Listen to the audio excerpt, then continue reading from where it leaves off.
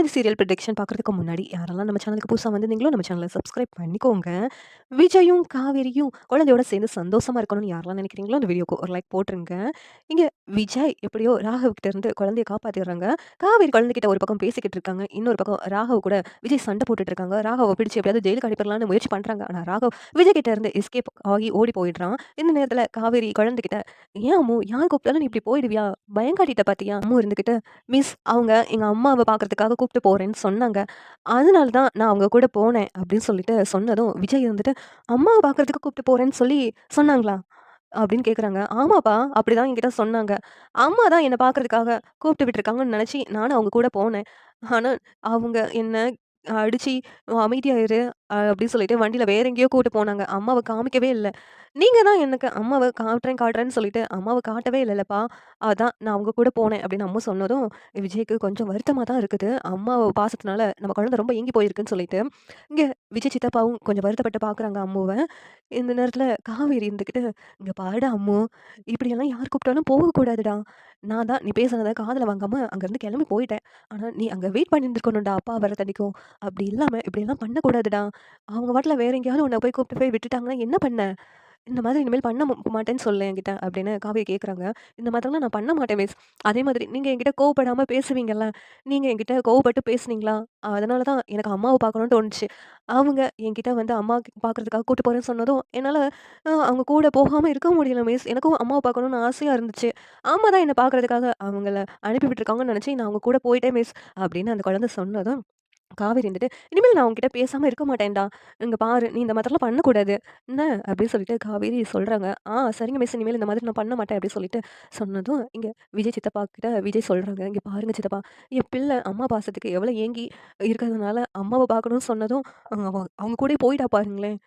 இப்போ தெரியுதா சித்தப்பா, என்னுடைய குழந்தை எவ்வளவு அம்மா பாசத்துக்காக ஏங்கிக்கிட்டு இருக்குன்னு சொல்லிட்டு" அப்படின்னு விஜய் சொல்றாங்க. உடனே விஜய் சித்தப்பா இருந்துகிட்டு, "சாரிடா விஜய். எ எனக்கு நீங்க 2 பேரும் சந்தோஷமா இருக்கணும்னு ஆசைப்பட்டேன்டா. அதனால தான் அந்த காவேரி வந்ததுனால தான் உன் வாழ்க்கையில இப்படி பிரச்சனை ஆயிடுச்சுன்னு சொல்லிட்டு எனக்கு வருத்தமாயிடுச்சு" அப்படின்னு சொல்லிட்டு சித்தப்பா சொல்றாங்க. "புரியுது சித்தப்பா. இருந்தாலும் என் குழந்தைக்கு அம்மா வேணும்ல. எனக்கும் காவேரி வேணும். காவேரி இல்லாத வாழ்க்கை என்னால வாழ முடியாது சித்தப்பா. என்ன பிரச்சனை வந்தாலும் ஃபேஸ் பண்ணதுக்கு நான் ரெடியா இருக்கேன். ஆனா காவேரி என் வாழ்க்கையில இல்லாம இருந்தா அத என்னால தாங்க முடியாது" அப்படின்னு விஜய் சொல்லி பேசிக்கிட்டு இருக்காங்க. இந்த நேரத்துல காவேரி இருந்துட்டு விஜய் பக்கத்துல வந்துட்டு, "கிளம்புவோமா?" அப்படின்னு சொல்லிட்டு சொல்றாங்க. உடனே வீட்டுக்கும் கிளம்புறாங்க. இங்க விஜய் சித்தப்பாவும் இருந்துகிட்டு, "அம்மு, இனிமேல் யார் கூடயும் இப்படி போக்கூடாது. என்னடா தங்கம்?" அப்படிங்கிறாங்க. "சரிங்க தாத்தா, நான் யார் கூடயும் போக மாட்டேன்" அப்படின்னு சொல்லிட்டு இந்த குழந்தை சொல்லுது. உடனே விஜய் கிட்ட, "இங்க பாருங்கப்பா, நீங்க மிஸ்ஸ ரொம்ப டீஸ் பண்ணிட்டீங்க. அதனால தான் மிஸ் என்கிட்ட ரொம்ப கோவப்பட்டுட்டாங்க. நீங்க இந்த மாதிரிலாம் மிஸ்ஸ பண்ணியிருக்க கூடாதுப்பா. மிஸ் கிட்ட சாரி கேளுங்க" அப்படின்னு சொல்லுது. உடனே விஜய் இருந்துகிட்டு, "சாரி மிஸ். உங்ககிட்ட நான் கொஞ்சம் ஓவரா தான் நடந்துக்கிட்டேன். என்ன மன்னிச்சிடுங்க மிஸ்" அப்படின்ட்டு விஜய் சொல்றாங்க. உடனே காவேரி இருந்துட்டு அமைதியா இருக்கிறாங்க. இங்க "சரிங்க மிஸ், உங்க வீடு வந்துருச்சு. அப்படியேவும் உங்க அம்மாகிட்டயும் சொல்லிடுங்க மிஸ். உங்க அம்மாவும் பயந்துருப்பாங்க, அம்மாவ காணோம்னு சொல்லிட்டு" அப்படின்னு சொல்லிட்டு விஜய் சொல்றாங்க. உடனே காவேரி இருந்துட்டு, "சார் வீடு வரைக்கும் வந்துட்டீங்கல்ல, அம்முவ வேணா எங்க அம்மாகிட்ட காமிச்சுட்டு போங்க" அப்படின்னு சொல்றாங்க. உடனே சாரதாவும் வண்டி சவுண்ட் கேட்டு வெளியில வந்துடுறாங்க. "அம்மு கிடைச்சிட்டாளா? அம்மு நல்லபடியா இருக்கிறாளா?" அப்படின்னு சொல்லிட்டு சாரதா ஓடி வந்து அம்முவ பிடிச்சு கட்டி பிடிச்சு முத்தம் குடுத்துக்கிறாங்க.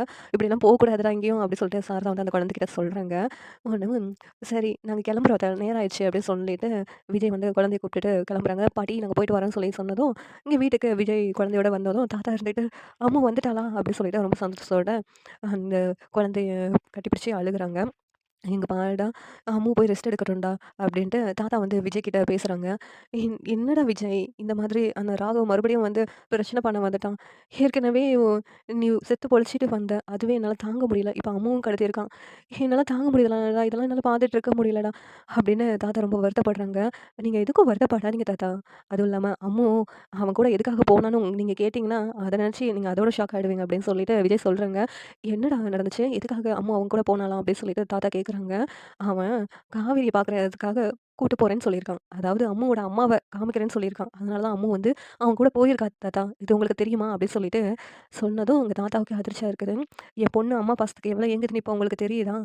அதான் காவேரி கிட்ட அந்த பாசம் கிடைக்கிறதுனால, காவேரி கிட்ட அப்படியும் உடனேவும் அவங்க அம்மானே தெரியாம அவ்வளோ நெருக்கமா என் குழந்தை பழகிக்கிட்டு இருக்குது.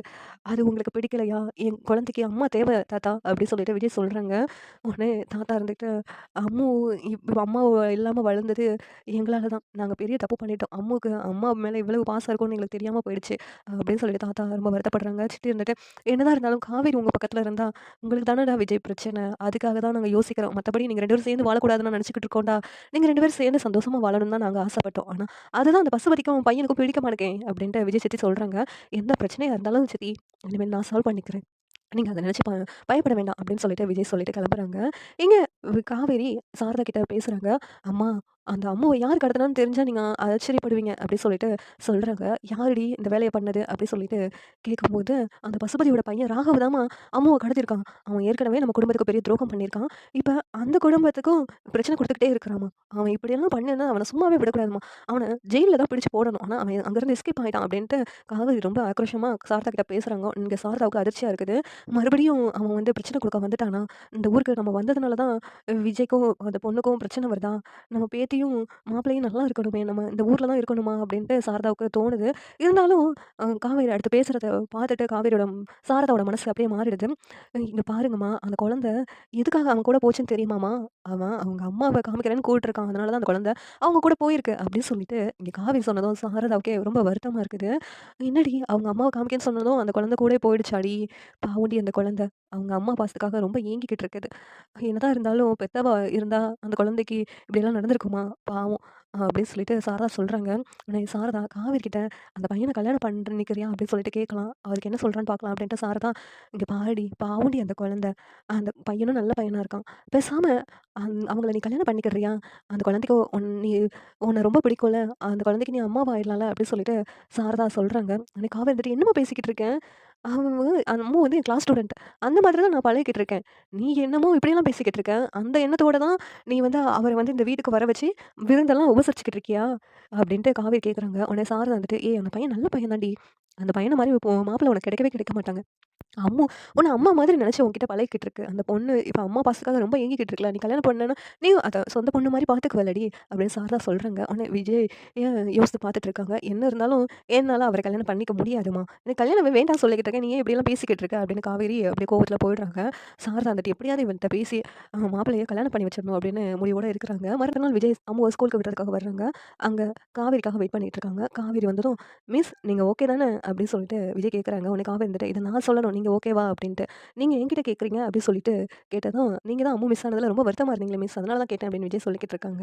உடனேயும் அம்மு கிட்ட காவேரி சொல்றாங்க, "இங்க பாரு அம்மு, ஸ்கூல் டைம்ல என்கிட்ட நீ பேசுற வேலை இனிமேல் வேண்டாம். கிளாஸ் ரூம்ல வந்து எல்லா ஸ்டூடெண்ட்டும் மாதிரி தான் நீ அமைதியா சமத்தா இருக்கணும். என்ன ரொம்ப கேர் எடுத்து உன்ன பார்த்துக்கிட்டேன்னு சொல்லிட்டு என்ன பிரின்சிபல் திட்டுனாங்க. அதனால தான் உன்கிட்ட நான் அப்படி நடந்துக்கிட்டேன். என்ன வெளியில வந்து நீ என் கூட பேசிக்கோ, எங்க வீட்டுக்கு வந்துக்கோ.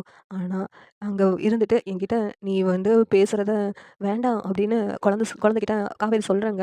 உடனே, அப்படியா மிஸ் உங்கள பிரின்சிபல் திட்டுனாங்களா? அதனால தான் நீங்க என் மேல கோவமா இருந்தீங்களா? Sorry miss. இனிமேல் கிளாஸ் டைம்ல நான் உங்ககிட்ட பேசவே மாட்டேன். நான் எதுவா இருந்தாலும் வெளியில பேசிக்கிறேன் உங்ககிட்ட. இல்லாட்டி ஃபோன்ல பேசிக்கிறேன்." அப்படின்ட்டு அந்த குழந்தை சொல்லுது. "ஆ இப்பதான் குட் கேர்ள்." அப்படின்னு சொல்லிட்டு காவேரி, "சரி நீ கிளாஸ்க்கு போடா. நானும் உள்ள கிளாஸ்க்கு வர்றேன். நம்ம 2 பேரும் சேர்ந்து வந்தோம்னா, அது வேற ஏதாவது சொல்லப் போறாங்க." அப்படின்ட்டு காவேரி சொல்றாங்க. உடனே விஜய் அங்கேருந்து நின்னுட்டு, "சரிங்க மிஸ். அ பாய் மிஸ்." அப்படின்னு சொல்லிட்டு காவேரிக்கு பாய் சொல்லிட்டு, குழந்தைக்கு பாய் சொல்லிட்டு அங்கேருந்து கிளம்புறாங்க. இந்த சீரியல் எப்படி இருந்தா நல்லாருக்கும்னு நீங்க நினைக்கிறீங்கன்னு கமெண்ட் பண்ணுங்க. இந்த வீடியோ பிடிச்சிருந்தா லைக் பண்ணுங்க, ஷேர் பண்ணுங்க, சப்ஸ்கிரைப் பண்ணுங்க. Thank you.